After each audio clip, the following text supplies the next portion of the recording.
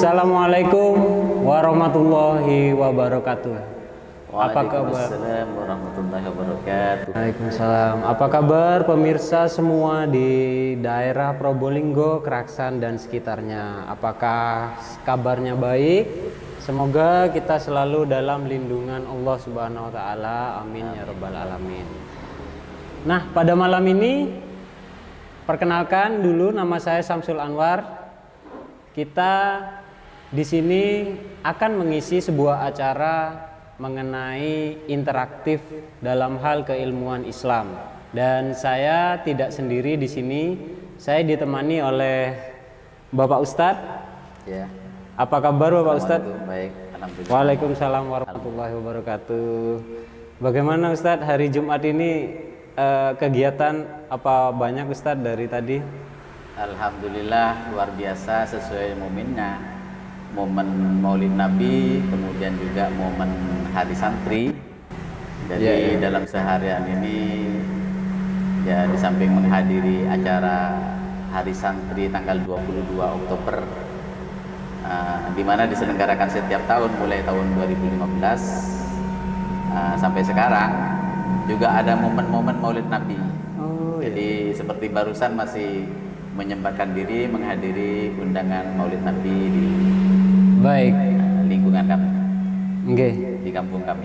Yang paling penting, alhamdulillah sampai saat ini kita masih diberi perlindungan, diberi kesehatan oleh Allah Subhanahu wa taala ya Pak Ustadz. Alhamdulillah. Baik, selama 1 jam ke depan saya bersama Pak Ustadz akan sedikit berdiskusi, akan memberikan pemaparan mengenai apa saja hal-hal yang ada di dalam agama Islam. Dan tentu saja karena hari ini bertepatan dengan momen Maulid Nabi dan juga Hari Santri Nasional ya Pak Ustadz. Betul. Alhamdulillah, jadi sebuah kabar menggembirakan dan sebuah perayaan penghargaan terhadap santri yang berada di pondok pesantren. Nah, betul. Kalau boleh tahu mungkin kenapa ini kok 22 Oktober itu diperingati Hari Santri Pak Ustadz? Nah, inilah sebenarnya yang diperjuangkan oleh para santri sejak zaman dahulu. Jadi ketika era Orde Baru, kalangan pesantren itu dirasakan sangat dimarginalkan oleh penguasa saat itu. Sehingga keberadaan perjuangan para kiai, para santri kurang terakomodir atau kurang terakui. Oh, baik. Nah, padahal realitasnya santri adalah pejuang ya, pejuang. Tidak akan ada negara Republik Indonesia seandainya tidak ada resolusi jihad dari Kiai Hasyim Asy'ari atau pimpinan Nahdlatul Ulama pada saat itu. Jadi keberadaan resolusi jihad itu bukan terletak pada secari kertasnya, tetapi lebih kepada figur dan karismatik spiritualitas Hadratus Syekh Kiai Hasyim Asy'ari. Dan itu yang bisa menggerakkan santri-santri seluruh Indonesia, khususnya yang berada di bawah 94 km dari Surabaya, termasuk mungkin insya Allah Probolinggo, ini dikenakan fardu ain untuk membela negara. Sedangkan yang lebih dari 94 kilo ini fardu kifayah hukumnya. Jadi bisa seandainya ada perwakilan-perwakilan dari beberapa suku, bangsa atau beberapa daerah, itu sudah mewakili untuk fardu kifayah. Begitu. Jadi mengapa tanggal 22 Oktober? Karena tanggal 22 Oktober itulah tertanggal resolusi jihad yang dikeluarkan oleh Hadratus Syekh Kiai Hasyim Asy'ari. Di mana itu juga mengapa hari santri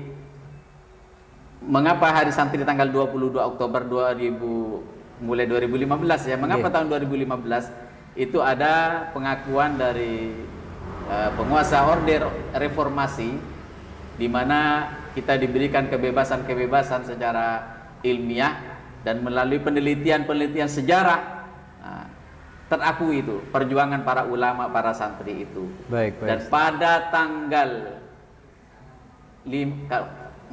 kalau salah, insya Allah benar, 15 Oktober, jadi sebelum tanggal 22 Oktober itu Presiden Republik Indonesia yang kebetulan itu Bapak Jokowi di atas itu mengeluarkan Kepres, keputusan Presiden keputusan Presiden nomor 22 ya, tahun 2015. Nah, begitu. Baik Pak Ustadz. Jadi pada kesimpulannya Hari Santri ini diperingati karena salah satunya adalah bahwa Indonesia juga pada saat itu perjuangan untuk Indonesia merdeka itu peran dari santri, betul, peran dari NU juga, Kiai Haji Hasyim Asy'ari saat itu benar-benar berjuang dan terasa, begitu Pak Ustadz ya. Bagaimana jihad itu menjadi motor bagi rakyat Indonesia saat itu, umat Muslim juga untuk ikut berjuang, begitu Pak Ustadz. Jadi menurut Kiai Hasyim Asy'ari pendapatnya itu yang dicatat oleh Franz Bunsen ya, dalam sebuah ini seorang peneliti dari Belanda, Kiai Hasyim Asy'ari itu mengatakan Islam tidak akan tegak tanpa adanya kemerdekaan. Jadi Islam akan tegak dan keadilan itu akan tegak jika adanya kemerdekaan itu. Maka membela negara itu sama halnya dengan membela Islam. Jadi ini Kiai Hasyim Asy'ari itu mempertemukan antara kepentingan agama dan korelasinya dengan nasionalisme. Nasionalisme dengan dengan agama. Baik. Jadi memang tidak bisa dipisahkan antara nasionalisme dengan ketakwaan, dengan keimanan kita sebagai umat Islam dan warga negara Indonesia, begitu Pak Ustadz. Wah, menarik sekali perbincangan kita. Selanjutnya kita akan jauh lebih dalam mempelajari, memaknai santri, memaknai pondok pesantren dan budi luhur yang ada di dalam Islam.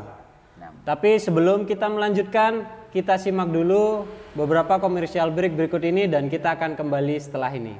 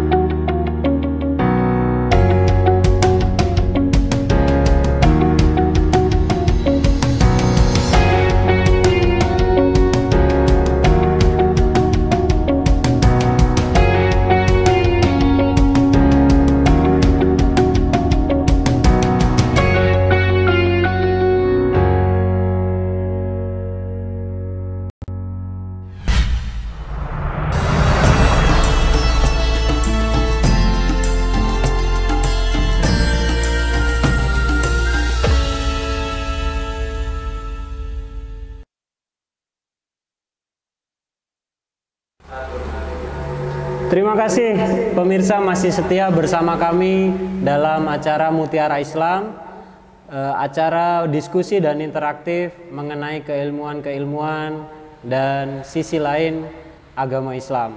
Nah, kali ini kita langsung dari Studio 1 Nuwa TV, kita ingin mengajak pemirsa juga bisa berinteraktif untuk berdiskusi atau mungkin ada pertanyaan atau ada sesuatu yang masih belum jelas, nanti bisa ditanyakan kepada Bapak Ustadz, insya Allah. Nah, untuk pertanyaan bisa dikirim lewat WA, chatting maupun line telepon yang sudah tertera di atas. Jadi pemirsa silahkan bisa menghubungi nomor tersebut untuk memberikan pertanyaan dan berinteraksi langsung dengan kami di studio Nuat TV. Baik, Pak Ustadz, kita lanjutkan. Nah, kalau berbicara mengenai santri, maka akan terhubung kepada yang namanya pondok pesantren, Pak Ustadz. Ya. Nah, untuk pertama mungkin yang ingin saya tanyakan, sebenarnya itu apa sih nilai lebih belajar agama di pondok pesantren? Nah, kita kan bisa sih belajar agama dari tempat lain, dari sekolah umum, tapi sepertinya ada poin penting gitu dari pondok pesantren. Apa kira-kira lebihnya? Jadi mungkin ada masyarakat atau adik-adik yang ingin sekali ke pondok pesantren tapi kurang tahu ini apa ya nanti ya, seperti apa ya di pondok pesantren. Nah, mungkin bisa sedikit Ustadz jelaskan. Nah, jadi belajar di pesantren itu sebenarnya sangat mengasihkan. Oh iya, iya. Ya, sangat indah dan sangat mengasihkan. Iya. Yang pertama, kalau belajar di pondok pesantren itu kita itu di dalam menghadapi kehidupan, terutama kondisi zaman sekarang yang era 4.0, 8.0 sudah sekarang. Era digital, Ustaz. Era digital ini, Okay. gitu. Di mana tidak hanya membawa dampak positif, Betul. tapi mungkin barangkali 70% membawa dampak-dampak yang sangat negatif. Betul, kita bisa Makanya, merasakan itu. Sebagian pondok pesantren dan mungkin hampir seluruhnya 90% pondok pesantren yang bernaung di bawah Nahdlatul Ulama, atau mungkin juga dari pesantren-pesantren yang di bawah naungan organisasi Islam yang lain seperti di Persis, di bawah Muhammadiyah, itu sangat dilarang itu memegang HP. Ya. Betul Ustaz. Karena jalur rusaknya virus-virus moral yang amoral itu pintu masuknya di sana, di media sosial seperti WhatsApp, Facebook, Twitter dan YouTube, sebagainya. Walaupun itu di sisi lain juga sangat memberikan manfaat, terutama silaturahim. Ya. Cuma di sini bisa membentengi anak kita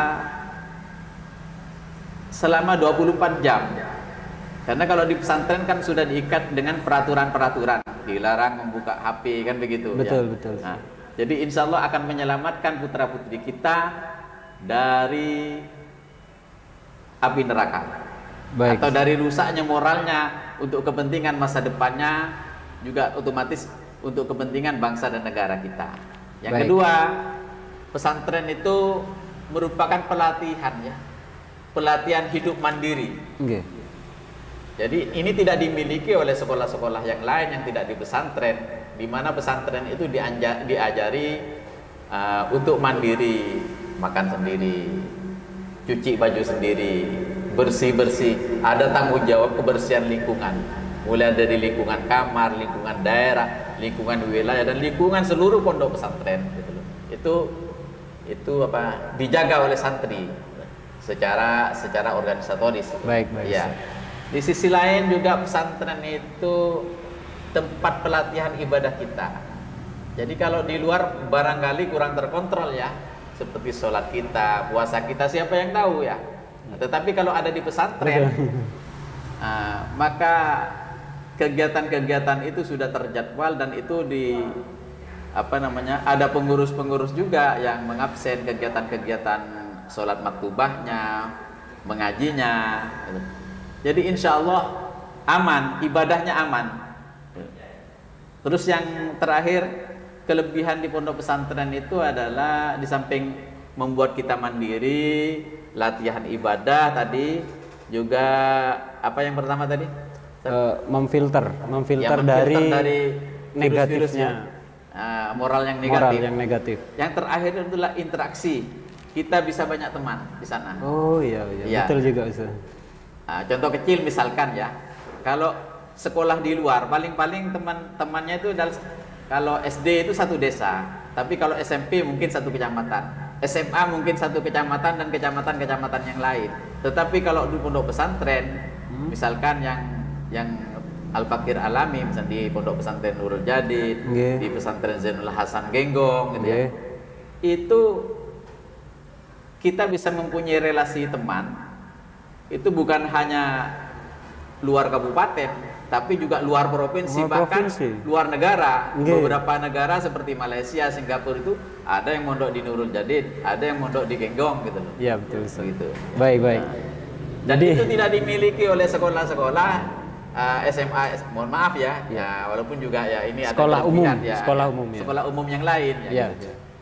Jadi itulah pemirsa salah satu ikonik di dalam pondok pesantren. Jadi memang yang paling penting, emang yang paling kita butuhkan sekarang adalah bagaimana memfilter diri dari pengaruh-pengaruh media yang semakin tidak terkontrol gitu Pak Ustaz. Gitu. Jadi fungsi pondok pesantren salah satunya adalah memfilter anak didik kita, umat Islam, pelajar Islam agar bisa bisa tersaring dari hal-hal buruk yang ditularkan oleh media. Karena memang tidak bisa kita pungkiri gitu Pak Ustadz. Ya, banyak dari kaum muda sekarang ini yang mudah sekali terpengaruh, bahkan merubah budaya dan lingkungan mereka. Seperti itu Pak Ustadz.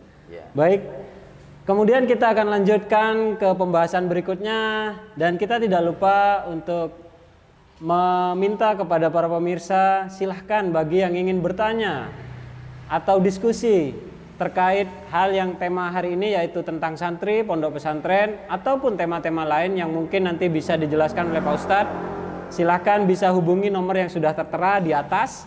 Jadi nanti bisa lewat telepon atau yang lain, silahkan kami tunggu komentar-komentar maupun pertanyaan dari pemirsa. Kita akan kembali setelah pesan-pesan berikut ini.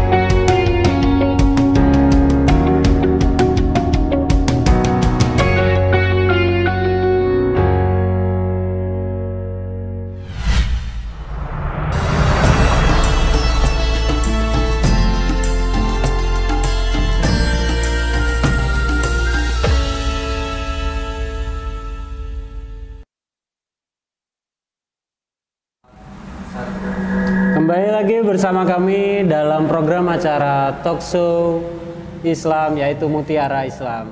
Saat ini saya masih bersama Bapak Ustadz, dan tidak lupa kami mengingatkan untuk para pemirsa yang ingin bertanya, berkomentar, atau diskusi mengenai tema kali ini, yaitu santri dan pondok pesantren, atau tema-tema lain mungkin yang bisa kita jawab, kita diskusikan bersama di sini.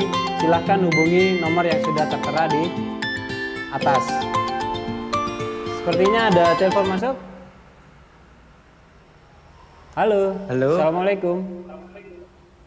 Waalaikumsalam. Halo. Halo, waalaikumsalam. Dari siapa? Di mana? Saya dari Nama saya Arya. Arya dari Python. Arya dari Python, Pak Ustadz. Masya Allah, sampai juga ya channel kita ke Python. Alhamdulillah, Pak Ustadz. Bagaimana kabarnya, Mas Arya? Ya, alhamdulillah baik-baik saja. Apalagi setelah nonton tayangan ini, kok terasa masuk dalam diri saya. Oh ya, terima kasih banyak. Terima kasih atas supportnya terhadap Numa TV. Mungkin ada pertanyaan atau diskusi yang ingin disampaikan, Mas Arya? Iya, gini Pak Ustadz. Tafadhol. Saya ini jarang untuk mendengar tentang agama. Jadi sering takut lah tentang agama Islam seperti itu. Tapi saya pengen mondok Ustaz.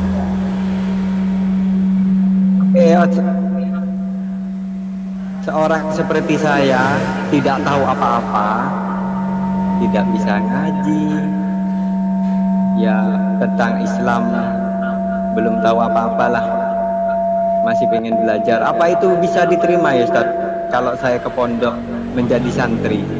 Oke, kita tangkap pertanyaannya. Baik Mas Arya, jadi Mas Arya ini bertanya Pak Ustadz. Iya, tafadhol. Dia ingin sekali ke pondok pesantren, tapi pengetahuan agamanya masih minim, begitu.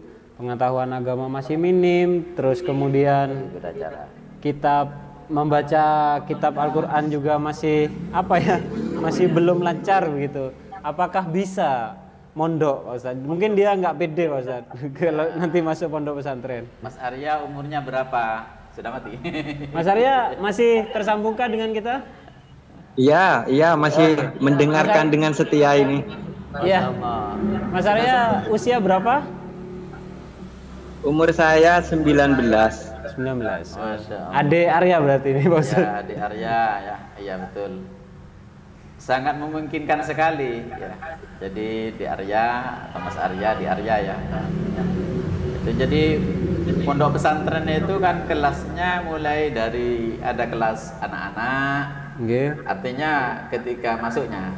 Iya. Seperti contoh kalau di Keraksan ini ada pondok pesantren Nurul Quran. Nurul Quran. Itu jadi itu membina tahfidz dan mulai pelajaran dari masih belum bisa mengaji sampai bisa mengaji sampai tahfidzul Quran. Nah, ini contoh saja ya. Yeah. Mungkin banyak juga pesantren yang lain. Tetapi cuma kebanyakan biasanya pada umumnya pondok pesantren itu membukanya dari lulusan MI atau SD. Oh iya. Jadi madrasah sanawiyah karena mungkin dianggapnya kalau sudah lulus MI SD itu bisa mandiri. Bisa mandiri, ya. sudah balik lah. Dan orang tuanya mungkin sudah tidak khawatir lagi karena sudah mungkin bisa memasuki balik gitu. Balik. Kemudian ada pondok pesantren dari lulusan SD, SMP, MTS yang dari luar masuk ke pondok pesantren di SMA ya. Itu biasanya mungkin kalau lulus SMP berapa umur 15 ya. 15 ya. 16 ya. 17 ke 18 19 kan di pesantren. Ya, jadi Mas Arya bisa masuk pesantren untuk perguruan tingginya. Pondok pesantren sekarang kan tidak hanya jurusan agama saja, tetapi ada jurusan-jurusan umum seperti ekonomi syariah, seperti yang diselenggarakan oleh Batin Tuja atau Al-Masdukiyah itu. Iya. Itu kan menyelenggarakan membuka jurusan-jurusan umum. Pondok pesantren Zainul Hasan Genggong membuka jurusan hukum ya, fakultas hukum. Ada jurusan perawat. Nurul Jadid juga begitu, tes komputer dan sebagainya. Itu banyak sekali di Arya ya. Yang di sana itu dari lulusan nol agama. Dan di sana akan dilayani misalkan karena memang pesantren itu mengutamakan al-furudul ainiyah. Jadi misalkan sudah mahasiswa tidak bisa mengaji, maka akan diajari mengaji dari nol. Betul. Dari nol. Betul. Jadi kan al-furudul ainiyahnya itu. Jadi seperti menurut Kiai Haji Zaini Munim, jadi kurikulum pendidikan Islam itu seharusnya mengajarkan mengacu pada 3 hal pokok. Yang pertama sekali katanya Al-Mafurlah Syekh Kiai Haji Zainul Mu'in, pengasas Pondok Pesantren Nurul Jadid Paiton, itu adalah al-ihtimam bil furudil ainiyah. Jadi memperhatikan fardu-fardu ain, baik dalam masalah akidah, dalam masalah syariah, maupun dalam masalah akhlak tasawuf, begitu. Begitu. Ya, yang kedua al-ihtimam bitarkil kabair, memperhatikan untuk tidak melakukan dosa-dosa besar. Betul. Itu.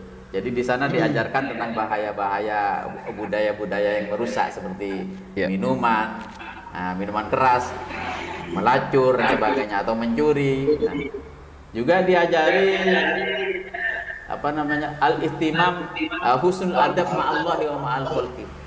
Jadi diajari kitab-kitab adab akhlak. Karena itu mungkin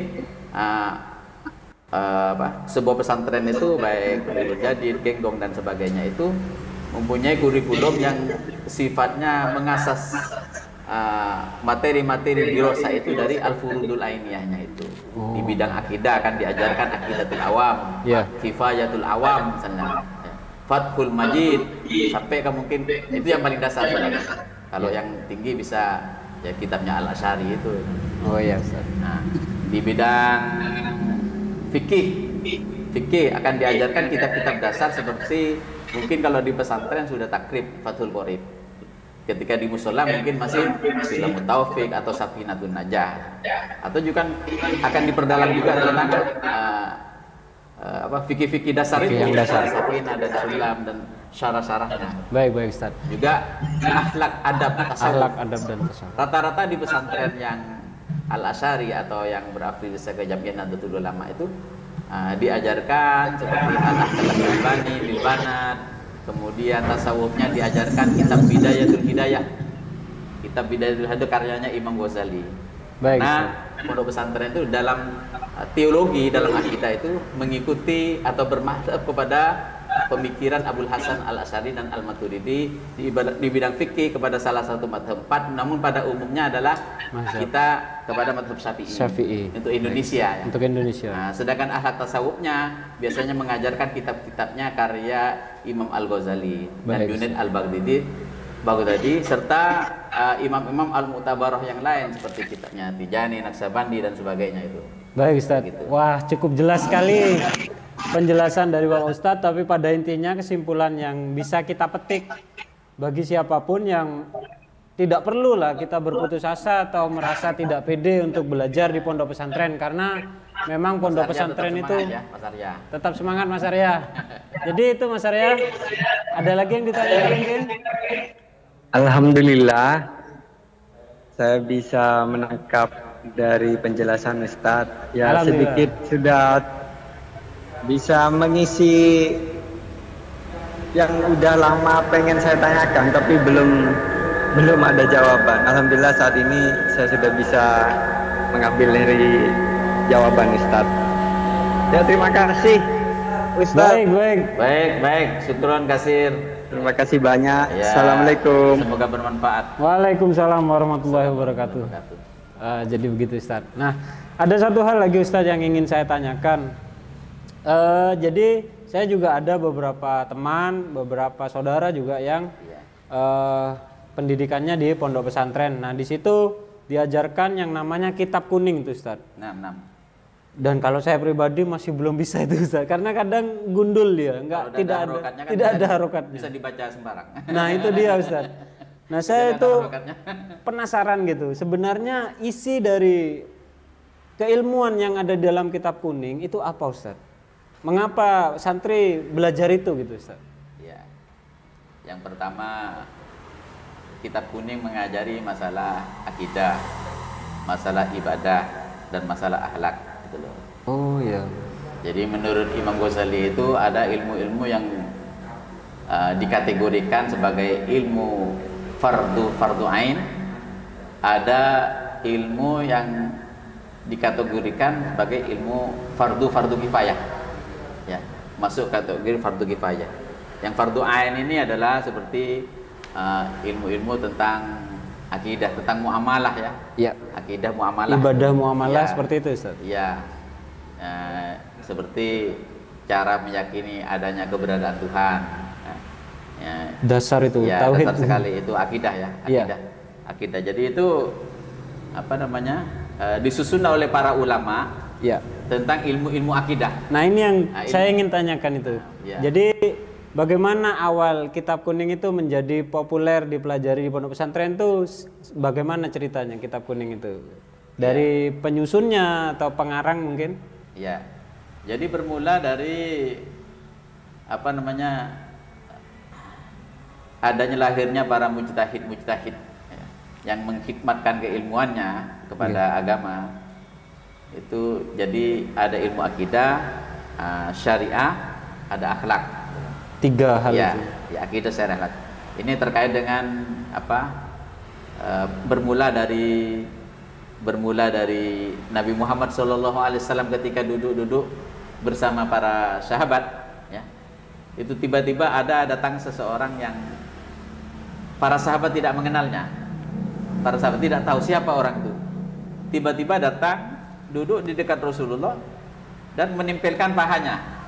Nah, gitu loh. Oh. Kaget sahabat-sahabat, ini Iya. orang mana kok? Artinya istilahnya yang mohon maaf, ngelama. Iya, iya, Ustaz. Para sahabat yang lain tak seberani itu, segan itu loh. Iya, iya, Maksud akrab ini itu. Iya. Nah, ya. Ternyata itu dikatakan bahwa itu malaikat Jibril. Malaikat Masya Jibril Allah. datang. Malaikat Jibril. Subhanallah ya. Jadi ini ngetes lagi. Ngetes kepada Rasulullah. Ngetesnya begini. Jadi mal Islam gitu loh. Jadi apa itu Islam? Nah, Rasulullah menjawab, "Antasyhadu an la ilaha illallah wa asyhadu anna Muhammadar Rasulullah wa iqamas shalah wa ita'az zakah wa shaum Ramadan wal hajja lil baitillah." Jadi ada 5. Ada 5. Jadi mengucapkan syahadat, salat, puasa, haji, Zakat. puasa, zakat, haji ya. Zakat. Ya. Jadi ada rukun Islam itu ya. Akhirnya jadi rukun Islam, 5 Ya, rukun Islam. Jadi rukun Islam. Kemudian bertanya lagi, mal iman. Nah, lalu Rasulullah menjawab itu, al iman huwa antu'mina billahi wal malaikatihi wa kutubihi wa rusulihi. Gitu. Sampai ke apa namanya itu? Beriman kepada takdir itu ya. Takdir, qada Jadi- dan qadar. Ya, jadilah rukun iman. Rukun 6 iman. itu, ya. 6. Kemudian bertanya lagi, mal ihsan? Al ihsan huwa antuk mina apa?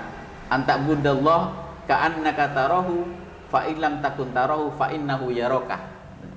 Jadi ihsan adalah beribadah kepada Allah seakan-akan engkau melihat Allah. Fa illam takun tarahu, jika engkau tidak melihat Allah, tidak melihatnya, fa innahu, maka sesungguhnya Allah tuh yaraka, melihatnya. Harus punya keyakinan. Harus ini punya. ihsan ya. Nah, Baik, baik. kemudian lahir beberapa generasi setelah sahabat itu, ada tabi'in, ada tabi'in ya, sahabat tabi'in, Tabi'in. Jadi era-era seperti lahirnya para imam madhab yang 4 seperti Baik. Imam Syafi'i, Maliki, Hambali, Hanafi. Ya. Ini melahirkan kitab-kitab tentang ilmu syariah ya. Jadi seperti Imam Syafi'i menyusun kitab Al-Um, diteruskan oleh murid-muridnya, nanti ada yang mengajar menyusun seperti yang saya katakan tadi itu, Safinatun Najah, kemudian ada Sulamut Taufik. Itu kan murid-muridnya semua, Ya. murid-murid artinya dalam beberapa generasi ke bawah yang terus berkembang. Iya, Ustaz. Fathul Mu'in ya, Fathul Qorib, Fathul Wahab dan sebagainya. Baik. Nah, Jadi itu baru dalam ilmu ilmu fikih. ilmu fikih. Nah, dalam akidah itu kan ada tadi yang saya sebutkan Ya. tuh Aqidatul Awam, Kifayatul Awam, Fathul Majid dan Ya, sebagainya itu. Paham, Ustaz. Dalam kitab tasawuf ada Ar-Risalatul Qusyairiyah, ada Bidayatul Hidayah, sampai Ihya Ulumuddin gitu. Ini kitab-kitab yang diajarkan oleh pondok pesantren. Dalam bahasa Arab ada juga. Pasti dimulai dari MBT kalau belajar ya. Iya. Kemudian kita belajar kitab Jurmiyah Iya, Ustaz. dan sebagainya sampai Baik. ke Alfiyah gitu. Baik. Jadi Wah, kita belajar banyak nih.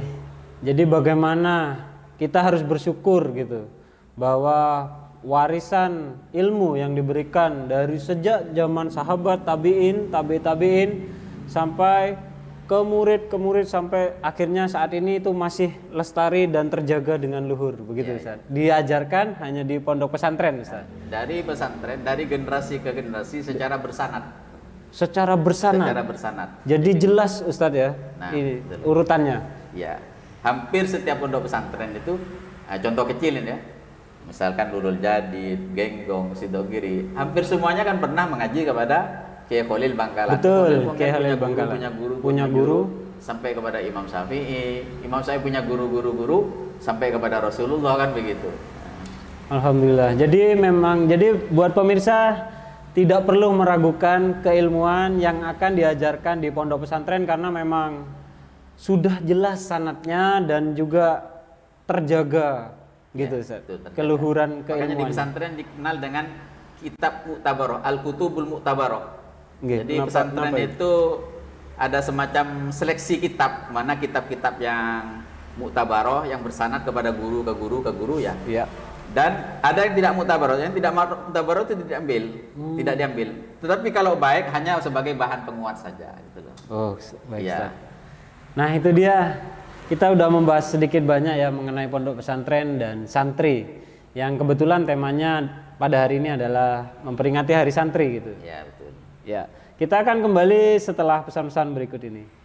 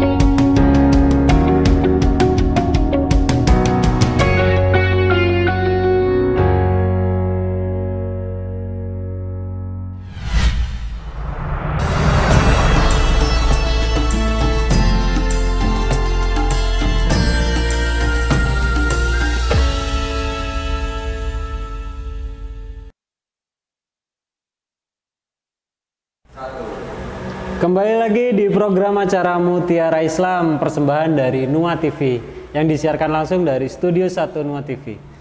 Baik, kita sudah memasuki sesi akhir, Ustadz. Tapi banyak pertanyaan dari saya juga dari teman-teman mungkin yang lain mengenai santri dan pondok pesantren. Tapi ini yang paling saya ingin tanyakan, Ustadz. Ya, mungkin ada yang menyampaikan pertanyaan lewat media sosial. Betul. Saya juga sering mendengar pertanyaan ini dari media sosial, dari anak-anak muda yang lain, Ustadz. Gitu. Nah, saya cerita sedikit, Ustadz. Pernah suatu hari saya bermain ke pondok pesantren. Saya berkunjung ke teman di sana. Kemudian saya melihat bagaimana adab seorang santri terhadap ustadz, terhadap ustadzah, kepada kiai apalagi ustadz. Begitu sopan. Kemudian di situ saya langsung miris gitu, bagaimana kehidupan di luar, kehidupan di umum itu mungkin hanya sedikit sudah luntur gitu kesopanan dan adab akhlak dari seorang murid kepada seorang guru, bahkan seorang anak kepada orang tua kita lihat di luaran, Masya Allah Ustaz gitu. Nah kira-kira di situ ketika saya tanyakan itu adalah sebagai bentuk pengabdian, kemudian juga istilahnya meminta barokah, bukan meminta sebenarnya, tapi berharap gitu mendapatkan barokah dari keilmuan, dari seorang guru, dari ustadz gitu. Bagaimana tanggapan ustadz mengenai hal itu? Kenapa itu sangat lestari gitu di pondok pesantren mengenai adab dan perilaku itu? Ya, karena yang pertama di pesantren itu kan mengajarkan adab, ya, tata krama. Tata krama, betul. Bahkan ada beberapa pesantren itu ngajinya jarang-jarang. Setelah saya tanya itu ngaji apa di sana, nggak ngaji Ustaz. Loh, nggak ngaji? Di mana? Ngaji akhlak, pembiasaan. Pembiasaan Seperti diri. Kalau mengajarkan pembiasaan karakter akhlakul karimah. Betul. Gitu. Oh begitu. Jadi dia khidmat tuh saja. Santrinya nyuci, kemudian nyapu-nyapu, ya. Tetapi memang alangkah baiknya bila juga disusun adanya ya kurikulum atau sistem pengajaran yang bagus, karena tadi pesantren punya tanggung jawab, atau kita sebagai orang tua itu mengajarkan al-furudul ainiyah, fardu-fardu ain, dan ini yang bisa menyelamatkan kita dari api neraka, dan ini yang membuat kita bisa bermanfaat hidup kita di masyarakat. Jadi akhlak tadi itu, akhlak ya. Karenanya di pesantren diajari kitab al-akhlak lil banin, ada al-akhlak lil banat. Jadi akhlak orang tua kepada anak perempuan, akhlak orang tua kepada anak laki-laki. Juga akhlakul walad, al-akhlak lil ab wal Jadi akhlak anak kepada kedua orang tua, bapak dan ibu. Baik. Itu diajarkan semua di pesantren. Kalau misalkan yang membudaya di pesantren di mana-mana itu, terutama yang berada di bawah naungan Jamiyah Nahdlatul Ulama itu, atau Rabithah Ma'ahid Islamiyah Nahdlatul, itu pasti pondok NU itu mengajarkan kitab Ta'limul Muta'allim. Itu adalah pengajaran karakter, di mana dalam 24 jam kita diajari pembiasaan cara menghormat orang tua. Betul Ustaz. Cara menghormat guru dalam pesantren itu kan orang tua kita. Iya. Gitu loh. Iya Ustaz. Cara menghormat ustadz, cara menghormat buku-buku kitab kita. Iya. Jadi dibolak-balik di kitab Ta'limul Muta'allim itu adalah cara-cara menghormati ilmu itu, gitu loh. Wa min ta'dhimil ilmi bi ta'dhimil ustadi. Iya. Sebagian dari mengagungkan ilmu, agungkan ustadznya, gurunya, hormati maksudnya. Iya. Wa min ta'dhimil ilmi bi ta'dhimil kitabi. Jadi bi ta'dhimil kitabi. Jadi barang siapa yang mengagungkan ilmu,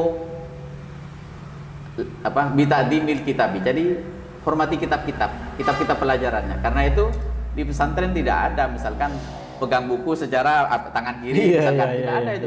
Pasti dipeluknya begini gitu loh. Baik, itu Ustaz, mengagungkan gitu loh. Iya. Dan ini lahirnya barokah. Barokah itu adalah ziyadatul khair. Jadi bertambahnya kebaikan. Dan kebaikan-kebaikan ilmu akan masuk di sini ke hati kita. Gitu loh. Baik Ustaz. Ya. Jadi sudah jelas tadi bagaimana Ustadz menjelaskan apa sebenarnya manfaat dari akhlak, dan juga bagaimana barokah itu kemudian kita dapatkan dari akhlak kita, dari rasa hormat kita kepada guru, kepada ilmu dan lain-lain. Nah yang terakhir Ustadz, ini pamungkas pertanyaan. Nah di zaman modern seperti sekarang ini tentu saja dunia teknologi itu semakin berkembang Ustadz. Dan tidak bisa kita pungkiri juga gitu bahwa teknologi itu juga penting kan untuk untuk membangun manusia menjadi lebih baik, lebih praktis gitu. Intinya kalau di dunia ini kan kalau kita ketinggalan teknologi maka kita akan ketinggalan jauh dari negara atau dari bangsa lain gitu Ustaz. Nah bagaimana pondok pesantren menyikapi hal ini? Terutama pondok salafiyah gitu. Pondok yang masih mempertahankan gaya ketradisionalan yang sudah berbudaya sejak dulu, bagaimana pondok pesantren mengimbangi supaya nanti santri ketika lulus ya otomatis lah selain mendapatkan keilmuan dalam bidang agama juga mampu gitu Ustaz untuk bersaing, untuk bisa terjun ke masyarakat menjadi manfaat gitu Ustaz. Iya. Sebenarnya pondok pesantren itu agak mengucikan diri dari teknologi modern ya. Iya. Bukan mengucilkan diri, tapi menyaring ya, Memfilter. Itu mana yang jelek dibuang. disingkirkan, Oh, gitu. yang bahaya-bahaya itu dikesampingkan. Dikesampingkan. Tetapi yang baik itu diambil, kan begitu. Contoh Ustaz, ada contoh mungkin dari Pondok pembelajaran. pesantren itu jadi kan Iya. mengajarkan juga ilmu teknologi itu ada jurusan komputer misalkan kan begitu. Iya. Pondok-pondok pesantren yang lain seperti saya melihat pondok ya banyak lah, pondok pesantren Sulaimaniyah Tahfidzul Quran Sulaimaniyah, banyak cabangnya di Indonesia. Iya. Itu pondok pesantren Turki yang bekerja sama dengan yayasan-yayasan yang ada di Indonesia. Itu membatasi jadi kayak alat handphone ini Iya. bukan dilarang, tetapi ada saat-saat tertentu handphone itu bisa dibagikan kepada santri untuk komunikasi dengan orang tua. Jadi misalkan kalau tidak salah tuh hari Sabtu pukul berapa itu Iya. diberikan. Nanti pukul 4 sore setelah sholat asar dikumpulkan lagi gitu. Oh iya. Sabtu dan Minggu apa begitu loh. Hanya boleh untuk komunikasi orang tua saja. Gitu. Oh iya. Ustaz. Nah, dan itu pesantren itu memagari dengan kaidah darul mafasid muqaddamun ala jalbil masolih. Jadi mencegah, kaidahnya pesantren mengapa menyaring, memfilter. Ya? Apa namanya? Beberapa teknologi yang dianggap menjadi pintu masuknya virus-virus amoral ya. Iya. Gitu.